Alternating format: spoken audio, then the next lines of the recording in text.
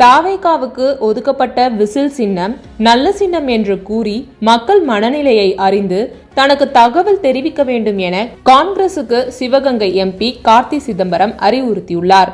இது அக்கட்சியினரிடையே குழப்பத்தை ஏற்படுத்தியுள்ளது. தமிழகத்தில் நீண்ட காலமாக திமுக கூட்டணியில் காங்கிரஸ் இடம்பெற்று வருகிறது. இந்நிலையில் காங்கிரஸ் நிர்வாகிகள் சிலர் திமுக கூட்டணியிலிருந்து விலகி தாவேகாவுடன் கூட்டணி வைக்க வேண்டும் என குரல் கொடுத்தனர். காங்கிரஸ் எம்பிக்கள் மாணிக்கம் தாக்கூர், ஜோதிமணி ஆகியோர் வெளிப்படையாகவே திமுகவை விமர்சித்தனர். மேலும் ஜனநாயகன் திரைப்பட தணிக்கை சான்று விவகாரத்தில் விஜய்க்கு ராகுல் காந்தி ஆதரவு தெரிவித்தார்.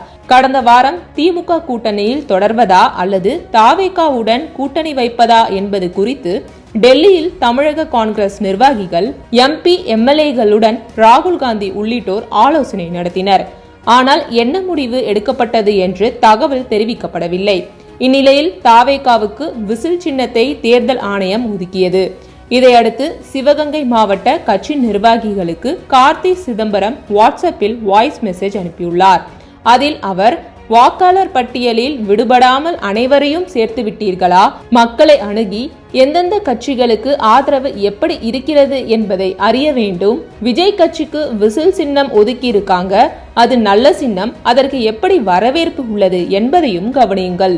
இந்த தேர்தல் நாம் எதிர்பார்க்கிற மாதிரி எளிமையாக இருக்காது, கஷ்டமாகத்தான் இருக்கும். தேர்தலில் காங்கிரஸ் பங்களிப்பு பெரிதாக இருக்க வேண்டும்.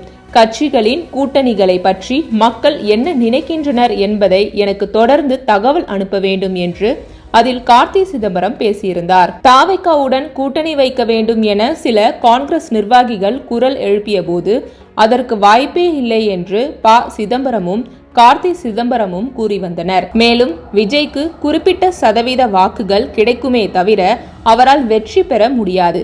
திமுக கூட்டணிதான் வெற்றி பெறும் என்று கார்த்தி சிதம்பரம் கூறி வந்தார். இந்நிலையில் விஜய்க்கு விசில் சின்னம் ஒதுக்கியதும் தாவேகாவுக்கு அவர் முக்கியத்துவம் கொடுத்து பேசியிருப்பது கட்சியினரிடையே குழப்பத்தை ஏற்படுத்தியுள்ளது.